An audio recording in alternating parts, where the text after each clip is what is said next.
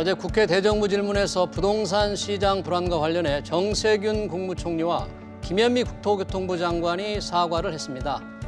행정수도 이전에 대해서는 긍정적 취지의 입장을 밝혀서 앞으로 부동산 시장에 어떤 영향을 줄지 주목됩니다. 오늘 김재필 한양대 공공정책대학원 교수 모시고 자세한 얘기 들어보겠습니다. 교수님 어서 오십시오. 네, 안녕하세요. 어제 국회 대정부질문 혹시 김현미 장관 발표하는 거 보셨어요? 네, 저녁에 집에서 뉴스로 봤습니다. 네, 계속 문제가 되고 있는데 문재인 정부 들어서 집값이 서울 집값이 11% 올랐다 이렇게 주장을 하니까 국회의원들이 무슨 소리냐, 어느 나라냐, 막 이런 이제 반응을 보이던데 교수님은 이 11% 어떻게 나온 것으로 보세요? 네, 거기에도 약간의 그 계리의 문제점은 있습니다. 네. 제가 봤을 때는 네. 서울 주택 그러면 모든 주택을 얘기합니다. 특히 그 서민들이 사용하고 있는 다세대라든지 다가구라든지 그다음에 소유역 단독, 그다음에 우리가 선호하는 아파트까지 통틀어서 주택을 지거든요. 연립, 뭐 단독주 다 포함해가지고. 포함해서요. 네. 그게 한국감정원 통계인가요? 네, 그렇게 평가했을 때는 사실상 서울 집값 상승률이 11%가 맞습니다. 그런데 우리가 얘기하는 이명박 정부나 박근혜 정부보다 3배 이상 올랐다, 네. 52%가 올랐다라고 거기만 봤을 때는 52%가 맞는데요. 네. 사실상 서울의 모든 주택 가격이 52%가 상승한 게 아니고 예. 서울 아파트 중위 가격이 52%가 상승한 건 맞습니다. 그러니까 서울의 아파트에서 중간 가격이. 그렇죠. 근데 일반인들이 느끼기는 아파트 값이 얼마나 올랐느냐 이렇게 느끼게 되고 중간 가격이 좀 중요할 것 같아요. 모든 지역의 집값을 통틀어서 얘기하면 피부에 와닿지 않기 때문에 정부의 설명이 오히려 국민들의 좀 불만을 자극하는 게 아닌가. 그러니까 정부의 설명이 조금 부족했다고 할 수가 있고요. 예. 최근 우리가 볼 수 있는 KB국민은행의 그 시계열 자료라든지 예. 지난번에 발표했던 경실련의 자료를 보면은 서울의 모든 국민들이 선호하는 중위가 아파트 면적으로는 85제곱미터인데요. 우리가 그것을 33평형이라고 그러고 예. 그다음에 그 전용 면적이 25평 85제곱미터입니다. 네. 이 아파트에 강남과 강북 그리고 서울의 전역을 통틀어 봤을 때는 중위가 아파트 가격 상승률이 52%는 맞습니다. 그런데 전체 주택 가격이 52%인 이런 발표가 나오다 보니까는 상대적으로 국민들이 박탈감을 느낄 수도 있고 네. 또 내가 지금 주택을 소유하지 않으면은 정말 주택을 살 수 없는 이런 그 월세로 절세로 전락하지 않을까 네. 이런 불안 심리들이 팽배했던 것들이 사실인 것 같습니다. 네. 그러다 보니까 뭐 야당에서 김현미 장관한테 뭐 사퇴하세요라고 사퇴하라 뭐 이런 얘기도 하고 그러니까 자리에 연연하지 않는다. 그리고 다행히 뭐 사과는 좀 했습니다만 기본적으로 정책에 대해서는 아직 그 기존의 정책에 대해서 뭐가 잘못됐다라든지 뭐 이런 데에 대한 그런 반성은 없는 것 같지 않습니까? 그러니까 지금 이제 뭐냐면은 정세균 국무총리나 여당 대표나 주무부처인 장관까지 실패한 정책이고 이 정책이 부동산 시장에 아직 미반영됐을 뿐이지 진행 중이다라고 이런 인식을 가지고 계신 것 같습니다. 네. 자, 어떤 문제점이냐면은 예. 부동산의 가격 상승은 한 번 상승하면은 일반 우리가 유가증권처럼 급등 급락, 뭐 급등했다가 어떤 정책에 나온다 해서 급락하거나 전혀 그러지 않습니다. 그래서 우리가 예를 들어서 예전부터 보면은 부동산의 주기설이라고 그러죠. 네, 한 번 주기설. 상승하고 한 번 내려가는 그런 사이클링이 있는데요. 예. 우리가 부동산을 학문적으로도 연구해 보면은 한 번 상승하면 그 상승 곡선은 꾸준히 상승을 합니다. 뭐 기간이 뭐 한 몇 년 이런 식으로. 그렇죠. 그래서 언론에서 보면은 예. 부동산 가격이 올랐다 그러는데 실제 국민들이 느끼는 부동산 가격은 오르지 않았고 또한 부동산 가격이 떨어졌다 그러는데 실제 내 집은 떨어진 줄을 모릅니다. 그게 우리가 보면은 그 U자형 곡선이라고 그러거든요. 그래서 U자형 한 번 곡선? 상승하면은 네. 완만하게 상승을 하고 어느 꼭지점에 지났을 때 예. 그럼 그 상승 곡선을 통과하면은 국가에서는 규제와 정책이 들어갑니다. 그럼 그 규제와 정책이 당장 효과를 발휘하는 것은 무리수가 따릅니다. 네. 지난번에도 그 보니까는 김현미 장관께서 한 달 정도 기다려달라 그러는데 사실상 한 달 갖고는 효과를 볼 수가 없습니다. 네. 대부분 정책을 발표하고 나서 6개월 정도 간망세를 타면은 그 정책의 효과가 나타날 것인가 아닌가를 따지는데요. 예. 우리는 너무 성급하게 지금 어느 지역의 집값이 올라가니까 그 지역을 대상으로 규제를 하겠다. 네. 이런 세제 강화를 하겠다. 당장 효과가 있겠지라고 그 바라는 것은 너무 성급한 그 바람이 아닌가 생각합니다. 네. 사실 그런 정책이 계속 나오니까 국민들이 이제 정말 이 대책이 뭐 22번째 나오는데 왜 이렇게 집값이 안 잡히나 이런 얘기를 하잖아요. 근데 김현미 장관이 이제 그런 얘기를 했어요. 유동성 과잉으로 생기면 미국은 뭐 증시가 오르는데 우리나라는 이 부동산으로 간다. 그동안은 이런 얘기를 안 했는데 이런 어떤 정책의 또 잘못에 대한 인정을 안 하다 보니까 과잉 유동성 문제를 많이 지적됐잖아요. 뒤늦은 이 평가 판단 아닐까요? 물론 이제 정책성의 문제도 있겠지만은요, 이 부동산 가격, 특히 집값은 금리하고 매우 밀접한 관계를 가지고 있습니다. 네. 예를 들어서 내가 일정 자금을 가지고 은행에다 예금을 해놨다. 예금 이자 소득이 높으면은 부동산 임대 소득보다 훨씬 더 유리합니다. 유지 보수 관리비가 안 들어가기 때문에. 예. 또 우리가 그 풍부한 이 유동성 자금을 가지고 마땅한 투자처가 없다라는 것입니다. 자, 최근 보면은 우리는 이미 그런 것들을 학습 효과를 거쳤었죠. IMF, 글로벌 금융 위기 때도 보면은 앞으로 부동산 가격은 폭락할 것이라 그러는데 그때 일부 자산가들은 부동산을 또 매집을 했었습니다. 그 시기가 지나가니까는 부동산 가격이 상승하기 시작했고요. 네. 또 최근에 언론을 보더라도 라임이라든지 이런 네. 그 펀드, 사모펀드들. 네. 그다음에 안전하게 은행에서 판매했다고 할 수 있는 DLF라고 그러죠. 네. 이런 그 파생 상품들에 투자를 했을 때 정말 우리가 수익을 남겼는가, 내 언급을 보장받을 수 있었는가, 네. 이런 불안 심리들 때문에 그래 안전자산에 투자하자. 그게 부동산이에요. 내가 부동산을 가지고 있음으로써 일정하게 소득이 발생하죠. 임대소득이죠. 그리고 일정 시점이 지났더니 자산 가치가 증가하더라는 얘기예요. 네. 그래서 요즘 보면은 부동산뿐만이 아니라 네. 안전자산에 해당되는 금값도 굉장히 상승하는 그 추세라고 할 수 네. 있겠습니다. 네.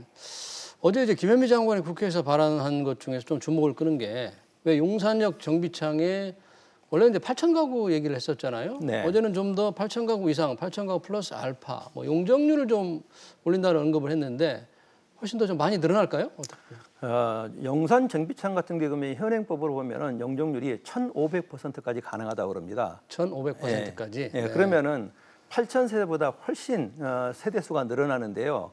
지금 이 서울의 현 상황, 우리나라의 집값 상황으로 보면은 분명히 공급이 필요한 시기입니다. 그래서 자꾸 뭐 외곽 지역에 뭐 4기 신도시가 거론되고 있는데요. 네. 그런 신도시보다는 이 시내 중심부의 고밀도, 그다음에 스마트한 컴팩트한 이런 도시 구성을 하는 게 훨씬 효과적이라고 생각을 합니다. 네. 근데 용산 그 정비창에는 이런 시각도 있는 것 같아요. 아파트를 늘리는 것도 좋지만 워낙에 그쪽에 부가가치가 높은 땅이니까 거기는 업무지구로 개발해서 제대로 좀 더 개발하는 게 낫지 않겠냐 하는데 이런 또 정반대의 시각, 다른 시각도 있더라고요. 지금 사실상 네. 서울의 업무지구가 부족한 건 아니거든요. 이번에 뭐 여의도 뭐 파크원이라든지 파크원, 네. 여러 가지 그 서울의 업무 시설보다는 현재 서울에 부족한 것은 주거용 건물이지 업무용 건물이 아니고요. 네. 또한 지금 보면은 이제 삼성동 같은 데 보면은 그 현대산업개발의 현대자동차의 그 집이라든지 예, 예. 이런 앞으로의 그 업무용 그 건물보다는 현재 주거용 건물의 공급이 시급한 시기라고 생각을 합니다. 네. 그런 차원에서 본다면 이제 소심의 밀도 있는 개발을 해서 아파트를 늘리려고 한다면 서울시가 좀 그런 주장을 하던데요. 그 잠실 주공 5단지라든지 여의도 시범 아파트라든지 또는 압구정 현대 아파트 이런 데 재건축을 하면 굉장히 아파트가 늘어나잖아요. 근데 이런 부분은 지금 현 정부로서는 굉장히 이제 부정적인데 여의도 시범 아파트 같은 경우에는 아시겠지만 뭐 50년 가까이 된 곳이고 굉장히 땅이 넓은데 그런 데를 좀 초고층으로 올리면 훨씬 공급이 좀 늘지 않을까요? 그 여의도뿐만이 아니라 예. 최근에 그 논의됐던 목동 신시가지만 개발하더라도 시뮬레이션을 보면은 예. 판교만한 물량을 공급할 수가 있습니다. 그런데 우리가 그 재건축 재개발에 너무 투자를 하다 보니까는 그 지역에 대해서 그런 뭐 인센티브를 주지 않겠다 이런 그 뭐 징벌적 심리가 강해서인지 그건 모르겠지만 예. 저는 지금 이렇게 오래된 아파트 예. 특히 그 재산권에도 문제가 있고 안전에도 문제가 있고 공급에도 그 문제가 있는데요. 우리가 굉장히 입지 여건이 좋은 압구정동, 그리고 목동, 예. 그리고 잠실, 예. 그다음에 여의도, 예. 그다음에 대치동 그런 음마아파트 같은 그런 40년 이상 되는 아파트들의 초고층화의 주택 공급은 필요하되 그런 그 만약에 그 추가적인 그런 그 소득을 위해서 예. 그걸 한다면은 공공 주도하에 재건축도 필요하다고 저는 생각을 합니다. 공공이 주도해서. 네. 그럼 서울시가 이쪽을 좀 이렇게 긍정적으로 보는 것도 공공 주도를 좀 하겠다는 그런 생각이 좀 깔려 있나요? 저는 그렇게 좀 생각을 하고 있고요. 네. 또 그게 필요한 시점이라고 저는 생각하고 있습니다. 네. 근데 서울시가 그렇게 하려고 해도 정부가 좀 부정적이면 서울시가 그걸 돌파하기는 좀 어렵지 않을까요? 정부도 부정적인 생각을 가지고 있는데요. 네. 업무 간 부처 간의 협의가 남아있을 수가 있는데 네. 또 정부가 주도한다 그러면은 사유재산 침해라 그래가지고 조합원들의 반발도 우리가 한 번 더 검토할 필요는 있습니다. 그래서 이것은 삼자가 서로 그 협의를 거치고 논의가 된 다음에 진행될 문제가 아닌가라고 네. 생각합니다. 요즘에 계속 지금 문제가 되거나 행정수도 이전, 세종시로 이제 행정수도 이전을 하게 되면 국토 균형 발전 차원에서 필요하다, 부동산 안정을 위해서 필요하다 이런 얘기가 갑자기 나오게 됐는데 이게 부동산을 안정시키는 어떤 중요한 결정적 계기가 될지 또 세종시는 어떻게 될지 교수님 어떻게 보세요? 이게 이제 갑자기 나온 문제가 아니라 16년 전에 나왔다가 2004년도에 이혼 판결을 받아서 이게 잠잠했던 그런 사안입니다. 예. 우리가 한 사례를 보면은 세종 복합 행정도시, 예. 자, 그걸 우리가 했을 때는 서울의 인구 50만이 이전할 것이다라고 그런 계획하에 복합 도시를 만들었었죠. 네. 세종시에. 그런데 그 도시가 세종시뿐만이 아니라 지방의 중소도시에도 우리 많은 그 공기업이 이전을 했습니다. 예. 근데 소기의 목적을 달성하지는 못했다고 평가를 합니다. 전부 다 그 서울에 거주하면서 지난번에도 그 뉴스가 나왔던 그 예. 고위직 공무원들이 세종시로 가기 위해서 특별 공급을 해줬더니 예. 그걸 팔겠다. 예. 또 가족은 서울에 있다. 서울에 있으니까. 이런 그 소기의 목적을 달성하지 못했는데요. 예. 지금 상태에서 행정수도 그러면은 정말 여야 그리고 대국민적 논의를 거친 다음에 예. 뭐 100년 대계뿐만 아니라 1000년 대계 우리 후손을 위해서 신중하게 결정해야 될 사항이라고 저는 생각을 하고 있고요. 예. 또 행정수도가 이전하면은 입법부와 사법부까지 다 내려간다 그러면은 물론 이 서울에 많은 영향을 미칠 수가 있는데요. 예. 제가 그 예국의 한번 사례를 보니까요. 예. 그 대표적으로 볼 수 있는 것이 미국이라는 도시죠. 네. 미국의 행정수도가 그 워싱턴 DC입니다. 네. 그 워싱턴 DC에 보면은 백악관, 예. 국회의사당, 그다음에 연방 모든 그런 정부 기관들이 밀집해 있는데요. 사실상 거기는 인구 50만 원의 중소도시에 해당됩니다. 네. 인구로 보면. 예. 네. 그래서 미국의 그 행정 수도 도시는 워싱턴이지만은 미국의 경제 중심의 도시는 뉴욕이라고 할 수가 있죠. 그렇죠. 네. 그래서 우리도 만약에 행정 수도가 옮겨간다고 하더라도 경제 중심의 도시는 서울이 그대로 남지 않을까라는 그런 생각을 하게 예, 되고요. 예. 또 호주도 보면은요. 예. 호주의 수도는 캔버라라는 도시인데 예. 인구 30만입니다. 자, 우리가 호주 그러면 제일 먼저 떠오르는 게 시드니라든지 네. 이런 도시를 떠오르죠. 그렇죠. 캐나다 역시 보면은 수도는 그 오다와인데요. 오타와? 네. 우리가 그 몬트리올이나 네. 밴쿠버 이런 도시를 떠오르고 있거든요. 그래서 정말로 행정 수도를 우리가 세종시로 옮긴다고 했을 때 정말 그런 예국과 같은 그런 선례가 될 것인지 입법부, 사법부 모든 공기관이 네. 다 이전을 해서 이렇게 지방 분권화 네. 정말 균형 발전이 될 건지는 조금 미지수이기 때문에 이건 정말 대국민적 그런 논의와 합의가 필요하다고 저는 생각합니다. 장기적으로 검토해봐야 되겠죠. 마지막으로 지금 전셋값 상승세가 우리 서민들한테 가장 큰 아픔을 주는 것 같은데 지금 벌써 매매값도 지금 올랐지만 워낙에 큰 폭으로 오르고 있죠. 이거 어떻게 해야 됩니까? 임대차 3법 통과를 앞두고 계속 이제 전월세를 올리는 것 같긴 한데 좀 잡을 수 있는 방법이 있을까요? 잘 비시겠습니까? 전세가를 지금 상황에서는 잡기가 굉장히 어려운 상황입니다. 왜냐하면은 그 공급 물량 부족이거든요. 그리고 또 전세가가 상승하는 이유가 우리가 물론 한 사례지만은 잠실 그때 송파 있었죠. 송파 가락시형 재건축 아파트. 네. 거기에 많은 그 전세 물량들이 그때 당시에 그 빈집들이 있어가지고 좀 싸게 준 전세 물량들이 계약 기간이 끝나는 게 보통 올해 2년 기간입니다. 아 그렇군요. 네. 네. 그리고 또 우리가 1981년도에 주택임대차 보호법이 생겼을 당시에도 개정을 했을 때 약 28% 정도의 그 전세 가격이 상승한 그런 사례가 있었거든요. 지금 비슷하네요, 그러면. 이번에 그 임대차 보호법 3법이라든지 이런 그 전월세 상한제라든지 이런 걸 한다면은 분명히 전세 가격은 큰 폭으로 상승할 수가 있는데 거기에 또 이제는 주택을 그 매수할 사람들이 분양가 상한제가 되면은 더 양질의 주택을 싸게 구입하기 위해서 전세 대기 수요로 갈 수도 있거든요.